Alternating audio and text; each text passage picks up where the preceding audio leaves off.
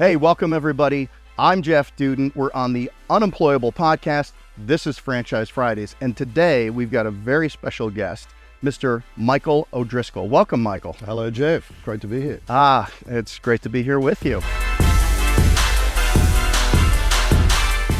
Michael, let's start with a quick introduction. Tell us who you are, and then what do you do for Homefront Brands? Sure. So I'm Michael O'Driscoll. I'm the president of franchising and the chief operating officer at Homefront Brands, which means I'm responsible for a wide variety of things, including the brand teams, the call center, learning and development function, our onboarding team, and a little bit of the technology.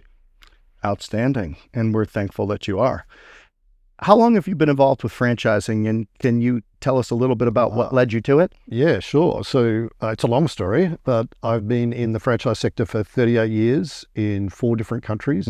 I got my start as a teenager working for my father, who was the founder of what became Australia's largest residential building franchise, so residential building. So I started with him when I was 18 and haven't looked back. What gets you most excited about working with franchise owners today? Oh, great question. So I think it's a very personal thing for me. Over the years, as I've matured, I've become to really understand the transformative power of the franchise business model. Yeah. If you think about what it did for my family, my parents were very working class, left school before they were 15, and through the franchise business model, created wealth for the family and opportunity. And time and time again, I have seen that happen not only at the franchisor level, but at the franchise owner level. And you can watch it, whether they were somewhat successful beforehand as a business owner or they're a first-time entrepreneur. When it works well for them, it is just an incredibly powerful and quite emotional moment when you see the realization on the face of the franchise owner that, wow, this is doing something I never thought I would be able to create on my own. And I think that's very powerful. Over the years, if you ask a franchise owner directly who's been at it for a few years, is either seeing success or has experienced success and have been able to do things for themselves and their family that they previously couldn't do, I still get a massive kick out of that. That's really exciting to see.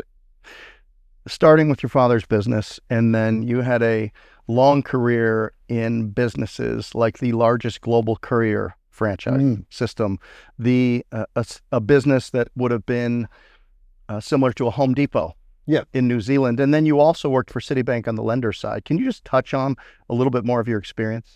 Yeah, I've been very fortunate. And I think that's one of the reasons I stay with the franchise sector after all of these years. It's fundamentally been good to me. And you can never turn your back on that. You know, there is, I think, a time now I'm coming in my career, which is about, making as stronger contribution to the improvement of the sector and the model as you can, right? You'd like to think you've learned something in those 38 years that's useful to people. But in terms of my career, it's been pretty eclectic in the sense that I haven't stuck necessarily with one industry or commercial sector. I've been able to move from one business sector to another. So starting in the residential building sector with my father, then moving to banking. I did 9 years at Citibank, starting their franchise finance business in Australia and in other countries. And from there, I moved into the C-suite and running different types of franchise brands, from transportation to building materials to straight out home services, right, and a little bit of retail.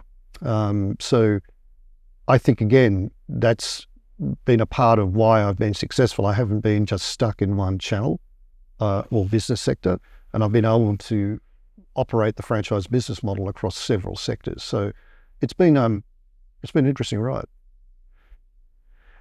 We're sitting here, you've come to the United States, which is a large franchise market. It is. It's robust, it's capitalistic, it's some 12 or 15 times larger in population than Australia, and certainly New Zealand as well, but much bigger than that.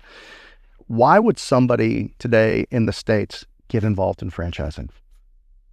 I actually think that's a really straightforward answer. And compared to the rest of the world, the franchise business model in the United States is very entrenched as a method of entrepreneurialism and wealth creation. Right? Okay. You don't need to spend too much time convincing people that the franchise business model is a decent model to be in. Right? Other markets around the world, it's less understood, perhaps not as sophisticated, maybe hasn't been around as long. Yeah. So people are still educating themselves about the sector. There are many successful franchise brands all around the world that have started in their particular country and come to the United States. I've advised some of these companies. The reason people want to be here in the United States to operate a franchise business model is it is the most sophisticated and largest marketplace for franchise opportunities in the world. It is something where information and education is readily available. It's a place where the advisors to the sector know the business model very well as well. So I tell people, look, it's entrepreneurial, but it's pretty sophisticated. There's no secrets about it. We know what good franchising looks like. We know what poor franchising looks like. There are plenty of places you can go to get information about how do you determine what's the best franchise model for you, rather than just blindly sort of guessing. There are people that can advise you on it. This marketplace is rich with opportunity to make good decisions about franchise investment. You've worked with thousands of franchise owners in your leadership roles with multiple brands on 4 continents. And if you included your activities as a lender, you've worked with tens of thousands of franchise owners. Yes, in fact, I don't even think I'll ever get the number right. It's something like 14 or 15,000 over the years. It's a lot. It is a lot. Yeah. Have you been able to identify what makes an ideal franchise owner or what gives people maybe a better opportunity to succeed than others? I think so. Now, these are pretty broad answers, but franchising is a broad church, so there's something for everyone. I think for me, the first thing that people have to look at is their ability to do robust self-assessment. Even though it's a very successful business model, it is true it is not for everyone, depending on your characteristics, your type, your attitude, your culture. You need to do a good self-assessment, and that is, what am I looking for? What am I wanting out of life? So the big, broad question of why would I want to do a wealth creation business like a franchise business model? Right. Or maybe you just start with the idea of, I want to do something better than what I do today and provide for my family or whatever it is, right? And then they start to zero down on those choices. But for me, the first port of call is robust self-assessment. Yeah. Understand who I am, how is it that I work best, and where can I make the most impact with my strengths? So I think people need to start there. Too many people start with the idea of, I'd really like to make donuts. And that's very noble, but how do you know that you would be any good at that? Yeah. And would you know? Look, some people aren't built for business ownership. They don't fully appreciate that it is no less easier than being employed, right? And it's actually harder. There's more stress. It's a different type of stress. You're more responsible, because it's your money you're spending. Sure. It's your risk you're taking. It's not as if you can go find another job. Right. So I think self-assessment is the first one, and then a robust understanding of what resilience is required of you to operate a business. Right. You just need to be able to tough stuff out. And if you're not that type of person, and that's not a criticism, because again, not everyone is good at handling high stress situations. That's right. Or maybe they're not a great problem solver. Yeah. Maybe they're not a great manager of people. Maybe they're a solo operator. There's probably a franchise business for you if you're a solo operator. It's probably okay. But so I always start with people, who are you and what are you trying to do? Yeah. Right. And if they can't be honest with themselves about that, then I think you tend to make confusing business decisions after that. Yeah. I mean, how sticky is the wall, right? If a problem hits you, are you, and in your career, you're used to just kicking it upstairs, kicking it over to HR, kicking somewhere else. When you're a business owner and a problem hits you, you got to grab it. You got to grab it. You got to assess it. You have to attack it, and you got to deal with it. And it's something that we learn as business owners over time. Yes. Rush to the conflict. Yep. Resolve it. Get to it quickly. Bad news ages poorly.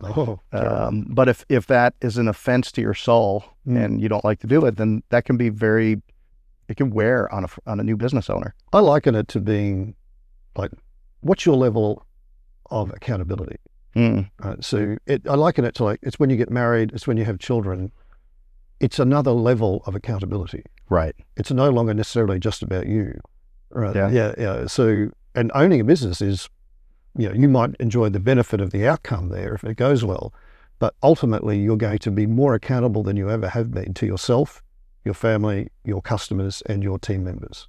And I think you and I have seen, and we know great leaders in the franchise sector, and you can see that they are deeply invested in accountability. Yes. And they understand that they have a very important role in managing accountability. I've always been very impressed by that. You can see it in people. Like, no, I'll take responsibility for that and I'll make sure that gets done. Yeah. Logical follow-on question. What are some of the misconceptions people have about franchising? Plenty, unfortunately. Look, for me, I think it's a bit cliche to say it these days, but I do think some people approach it as a get-rich-quick scheme still, right? And it's true. Like the sector has thousands and thousands, tens of thousands of success stories. Right? Sure. Wonderful success stories. We have many of them at Homefront. I mean, it's, people come to us from all walks of life and do something they've never done before and are being successful at it. But for me, I think the get-rich-quick scheme is not helpful because anything good takes time. Right. Now, you can accelerate that because you're in a more systemized business structure in a franchise business model where some of the guesswork is taken out. Right. Because there are playbooks to follow, policies, procedures, there's training provided. You don't have to go and find vendors, they're served up to you. There's guesswork taken out of it, right? And legwork, right? Here right. It is, right? You have to figure out how to make that work best in the territories that you've invested in. But then you've got a brand team that's there to support you and help you make those good decisions. So for me, I think realizing that there is work to be done, right? It's not just add water and watch it grow. It's like application of self, of personal accountability. The idea that you just buy something and it's just going to operate by itself, right? And money's going to spin out the bottom of it. Is a misconception that I still see, and I think that's very unfortunate. It's a different way of managing risk going into a franchise business model, and people just need to be a bit more realistic about the effort part. Yeah, I mean, it's not exactly like a gold rush mentality, but it is, in as much as many people get into it and they say, okay, I'm going to apply myself to this. And then they get into it and they apply themselves for 6 months. And then they think, okay, the thing should be built. It should be running. It's now an ATM. And that's just not the way business is, because anything left unto itself will always go from bad to worse. So the moment you start not paying attention to what's going on with your money has a way of going away. Yeah. Like anything in life, deliberately managed usually gets a better result, but there's a little bit of that. And then I think people are misunderstanding. We teach this in training, obviously. You're in a marathon, not a sprint. Right. And you've got to be mindful of the fact that generally if you're in a franchise business model, you're signing a long-term contract. Don't try and create the 10-year result in year one. Right. You'll kill yourself and drive your team insane. And that's not great leading, frankly. And so you can be an aggressive investor up front because you want to scale quickly. That's great. But you need to realize that it is definitely a marathon, not a sprint. Right. And I think some people come into franchising with the idea, I'll be in and out in 2 years or something like that. Yeah. And that's not what it is. Right. You mentioned accountability already.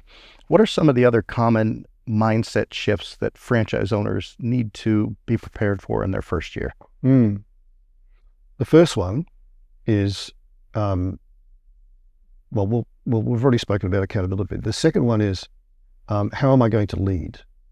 Because I think that if you're coming in as a franchise owner and you've never built a team of people before, maybe you've inherited a team, right, and maybe had to restructure a team. But if you've never built a team from scratch and been responsible for a team that provides customer service, often in a business model that has a lot of repeat business opportunity, then you've got to think about your leadership skills.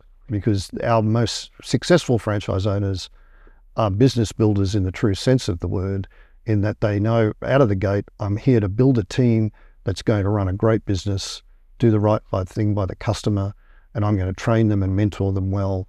But I'm also going to invest in my own knowledge about the business. Mm-hmm. So even if you're creating a team to run it because you're viewing it more like an investment rather than an operating opportunity, Sure.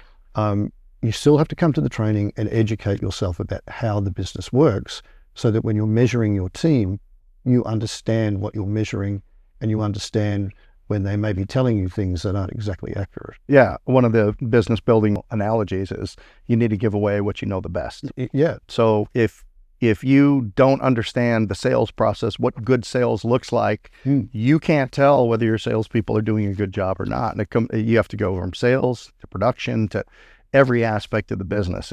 It does behoove you as a business owner to be the most knowledgeable one in the building about the business. I agree. And then I would also say for first-year franchise operators, taking profile in your community is essential. Okay, what do you mean by that? So you need to go out and let people know that you're the new business owner of this new business in this community, and you become a responsible member of that community and participate in it, because it's actually a driver of business. Sure.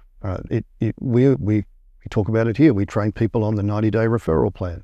Those actions you take every rolling 90 days to build profile and referrals in your community, right? Because I still believe, and this is the same thing all over the world, if you ask me, is that most people in a local community or neighborhood are very happy to give business to the small business owner operator. Right. Right. I myself make an active choice where I live. If there's, well, obviously we use Homefront Brands where we can, but if we're needing something done around the home, you actively support local business ownership. Okay. Because we, again, like many other countries around the world, the small businesses of America are the key drivers of the economy. Right. And people will want to engage with you and know you as the business owner in your neighborhood for that particular product or service. And we see it in our own networks. Those owners who are proactive in their territories, doing their community and referral-based marketing, are generating more success than others. Yeah. You can't be shy when it comes to face-to-face relationships in your community.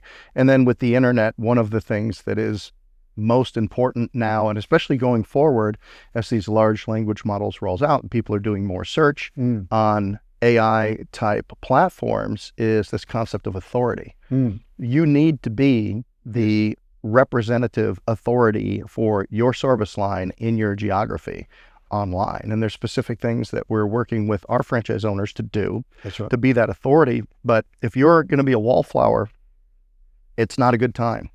You have to be willing to put your face on the business and show up where you need to show up and do the requisite activities to make sure that people know who you are. And, you know, it's interesting about search.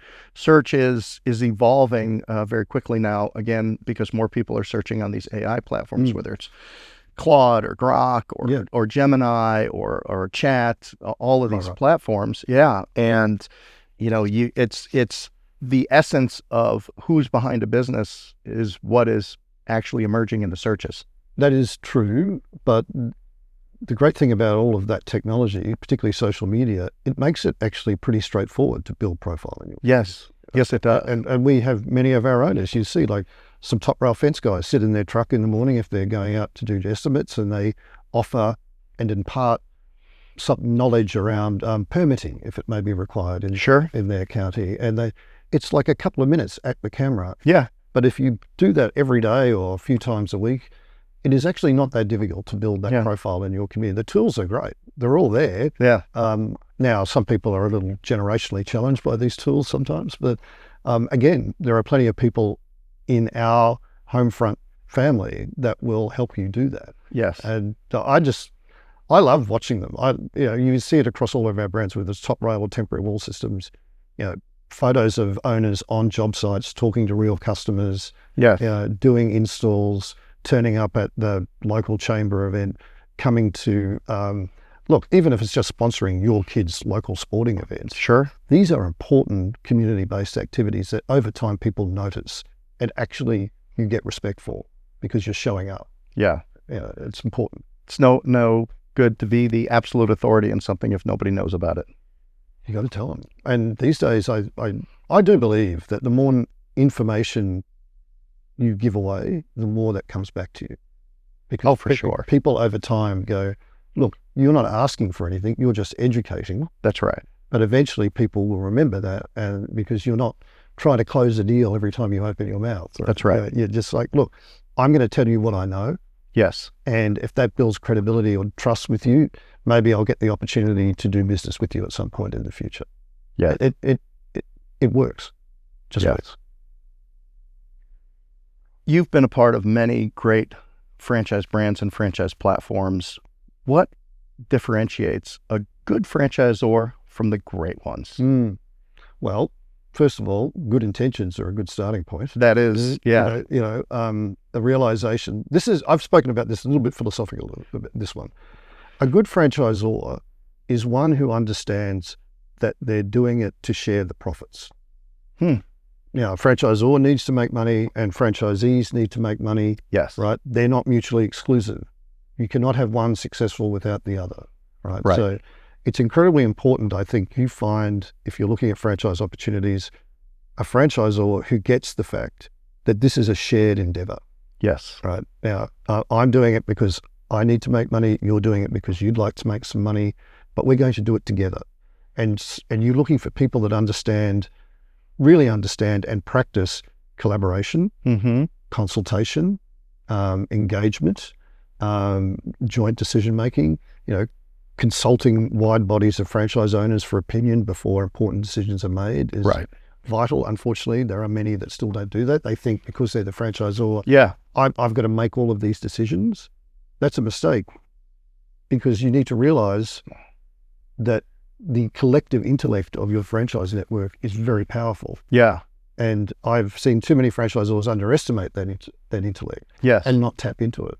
Inevitably, there is an answer to every problem that you might have sitting amongst your franchisees. 100%. You just need to engage with them on it, Yeah. right? And if you've not experienced it being a franchise operator as a franchisor, some people might find that a little intimidating, right? Because their perception of leadership is, I must own all the decisions. Yes. When it's not. Actually, the most successful franchise models have an intimate relationship in the business partnership between franchisor and franchisee, where there is no fear about asking difficult questions or solving tough problems together. Yes. To me, that's the hallmark of a good franchisor. Yeah.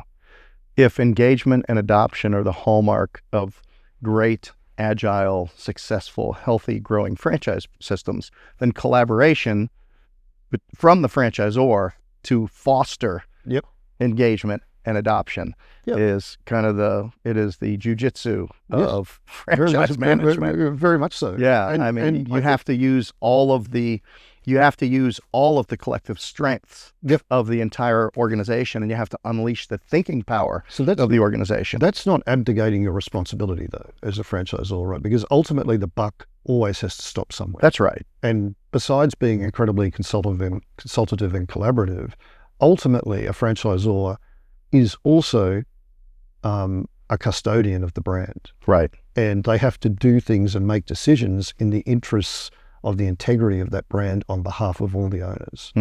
So they can't, by going into consulting with franchise owners and collaborating with them, it's a very fine line because, again, if you're an inexperienced franchisor, the mistake is to do everything that they ask for. Right. Whereas you have to weigh things up on what is good for the entire brand. Right. And sometimes that puts you down a path where you do have to make some tough calls where you might disappoint some people. Sure. But that's your job. You have to do what is in the interests of the brand, not just you as the franchisor or your franchise owners. What are some things that candidates overlook when they're choosing a franchise brand? Well, I think it's all of the things we've spoken about, actually. But look, that one's really interesting. Again, I think they don't take the requisite time to do their research. And and they become pretty quickly emotionally wedded to a brand before they become commercially wedded. Okay. So ultimately, they're doing it because they believe it's an opportunity that creates wealth for them in a way they didn't before. Sure. That it may be transformative to their family. Yeah. You know, better house, better colleges, you know, all that kind of stuff. Or starting on the path to create generational wealth, which this country has done so well over the years. Right. And it's really important that I think that people take the time to understand what is the right fit for me. You know, it's no point spending $200,000 on a franchise that doesn't have the opportunity to scale and create the type of wealth you're looking for. Right. Right. Find one that does. Correct. Right. Because some people I've seen make a decision where they go, oh, that's all I'm prepared to take right now in terms of risk. Right. Right. Okay, fine. Maybe you've got to graduate through the ranks a little bit and get more territories down the track, or buy another brand in a non-competing business or something like that. Right. Lots of pathways to wealth creation in the franchise business model itself. Just being one brand, you can do lots of things. So it's, to me, I think people don't spend enough time doing the research, and they look past the commercials a little bit and understanding how the money works in the business. Got it. How do I make money in this business? Right. And they get more excited by and more emotional in their connection with the brand. It's still important. You still need that emotional connection, right? That drives you, right? That gives you resilience. Well, I think the relationship breaks the ties. Yeah, that's right. Who do once you find and evaluate a business that meets your requirements, do I feel good about these people? Do I trust that these people are going to be here? Are they going to be consistent? Like, that's right. What can I learn to understand what this is going to be like? Good. When things are hard or tough? Yep.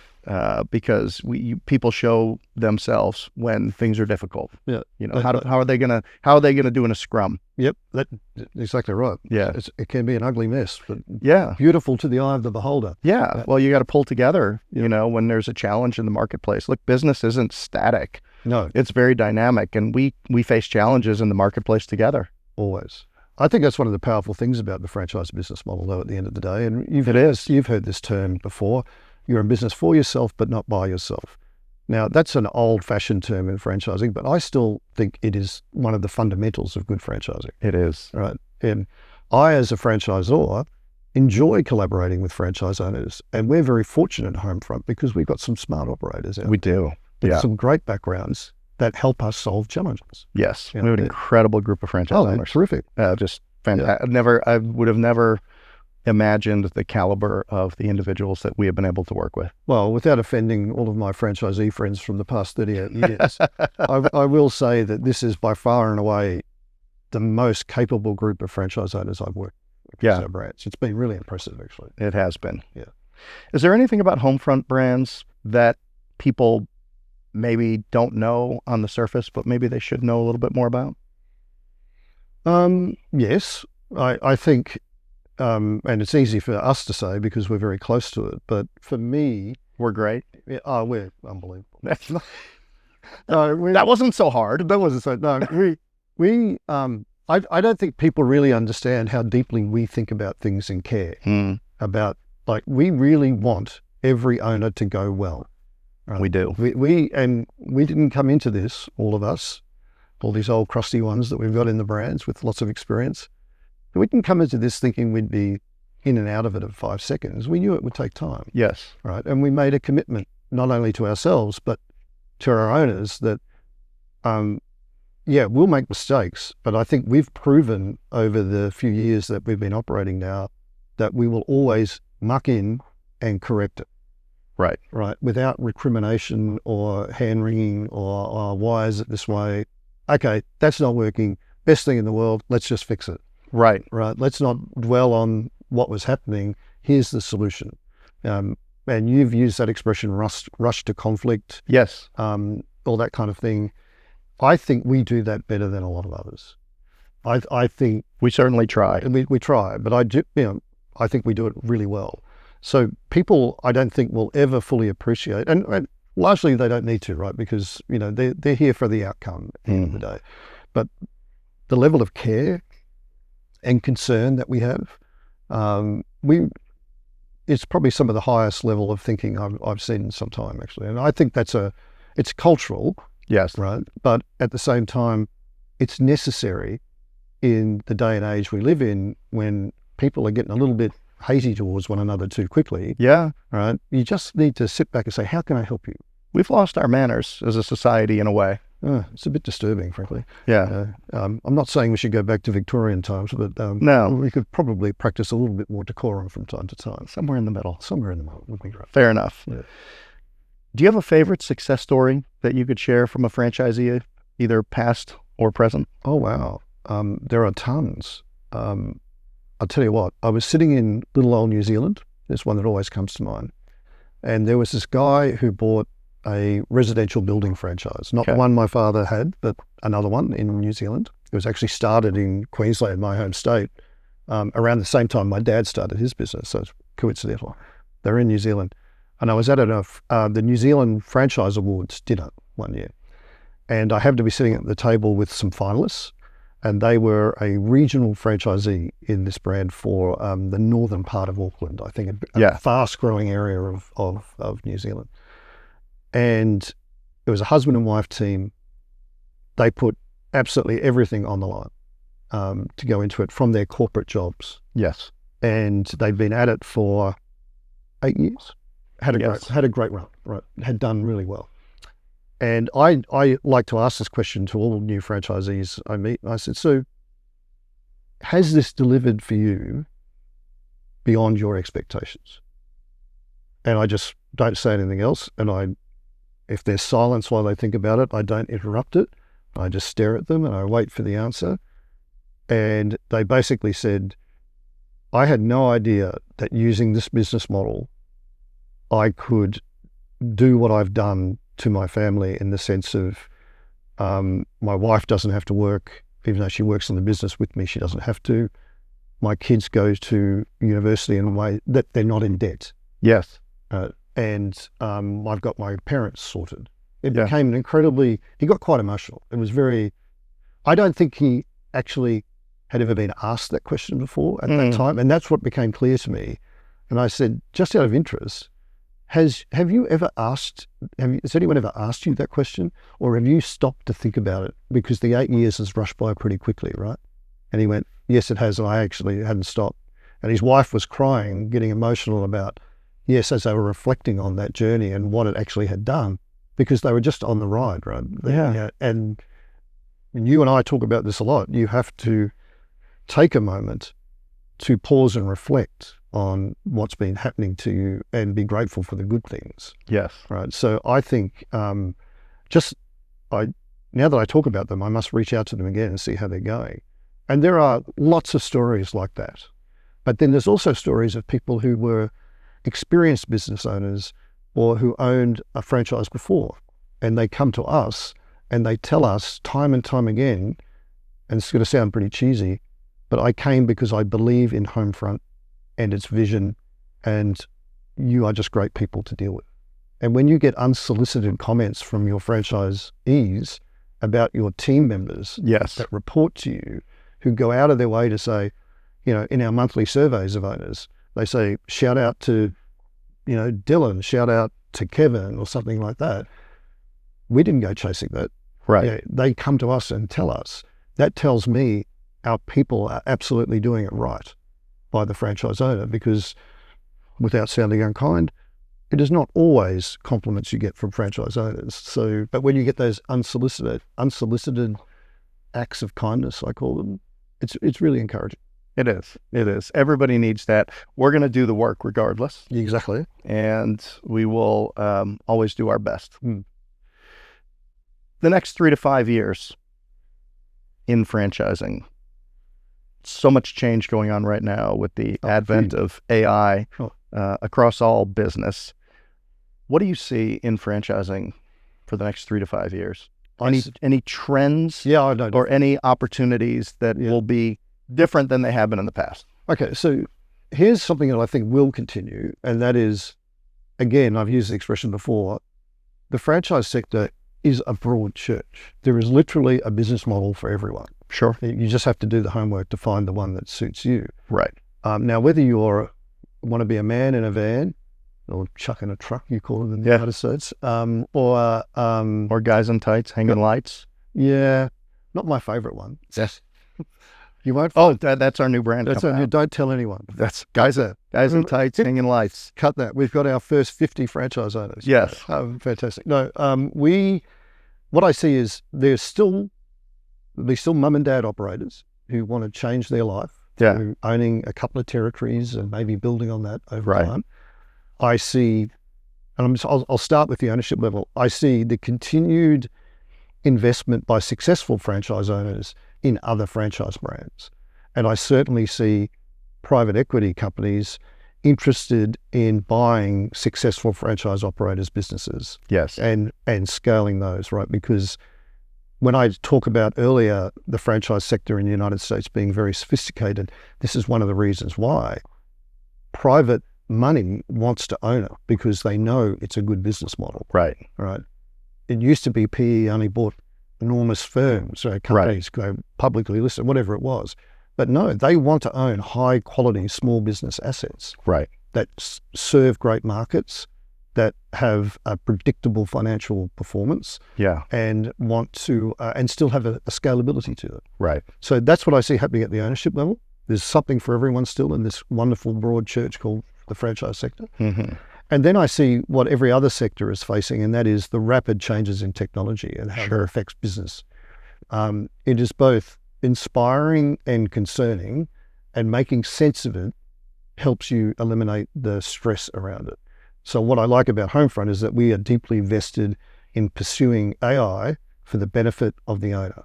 Right. Right. So I see in the next 3 to 5 years, businesses getting more straightforward to run, more easy to monitor because the data becomes intuitive and predictive using AI tools. So you can make faster, better decisions. Right. I can see in the longer term, in labor-based franchises like home services models, that robotics starts to play a role where you don't necessarily have the same number of humans on a job site as you do today, because there's some level of robotic automation conducting that service or installing that product. Right. We're seeing some early signs of it now. We're obviously very deeply interested in that because I don't think it's a question of replacing humans. We know right now in our Window Hero brand that we have operators and their employees getting their FAA license to operate the drones to do the commercial cleaning. That's a retraining and reskilling of an existing person to become more productive. That's right. And then the same will happen in other services that we have in robotics. It might be that robotics creates such huge job site productivity that owners will be able to do more jobs in a day. Right. Because labor restricts how much you can scale to a degree. That's right. Whereas AI and robotics can unlock some of that restriction. That's right. And I'm more bullish about it. Right? But I am also aware that we will have to see more reskilling of people, because they'll still need to know how the product and service works, how to troubleshoot, how to repair the little robot that might be broken down. Right. I can see a great shift in the home services sector in particular becoming an incredibly sophisticated business model. Yes. Right. That is still attractive for investment, because franchise owners will go, this means I can, instead of doing 4 jobs a day, I can be on 10 different job sites, a day. Right. And that is like scaling something further and possibly grabbing more market share than you would previously be able to do with 2 guys in a truck or something like that. That's right. So I'm pretty excited about it. But it does require a lot of deep strategic thinking and leadership on the franchisor's part to get there on it. It certainly does. Last question. If somebody's looking in the mirror and they are on the fence about franchising, what is the one question, the most important question that they need to ask themselves? Well, you and I have spoken about this before, but I always say, don't die wondering. Right? If you think you should, then do it. Okay. Right. And you speak to this as well. Whatever decision you make, fully commit to it. That's right. Right.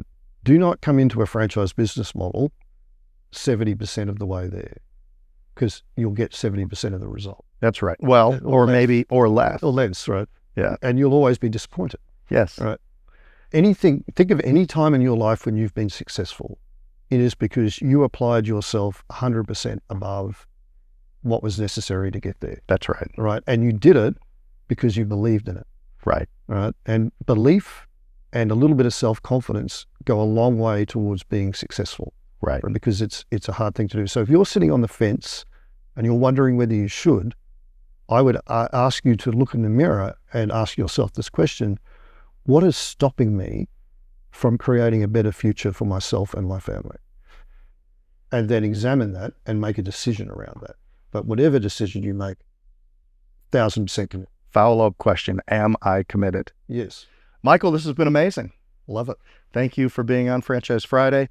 Thank you for everything you do with Homefront Brands. And for you out there, this has been Jeff Dudan on the Unemployable Podcast. If you want to learn more about Homefront Brands, you can simply go to homefrontbrands.com, check out our amazing brands there, get in touch with us. We'll get right back to you. And of course, as always, you can go to the link below, click on it for a free copy of my book, Discernment, The Business Athlete's Regimen for a Great Life Through Better Decisions. It'll help you through those inflection points that you may be at. It's also just a great read. And if you got a wobbly table, you can stick it right under there. It'll keep you from it. It's a multi-purpose tool, Discernment by Jeff Dudan and everybody. So again, Michael O'Driscoll, President of Franchising, Chief Operating Officer, Homefront Brands. I'm Jeff Dudan. We've been on the Unemployable Podcast. Thanks for listening.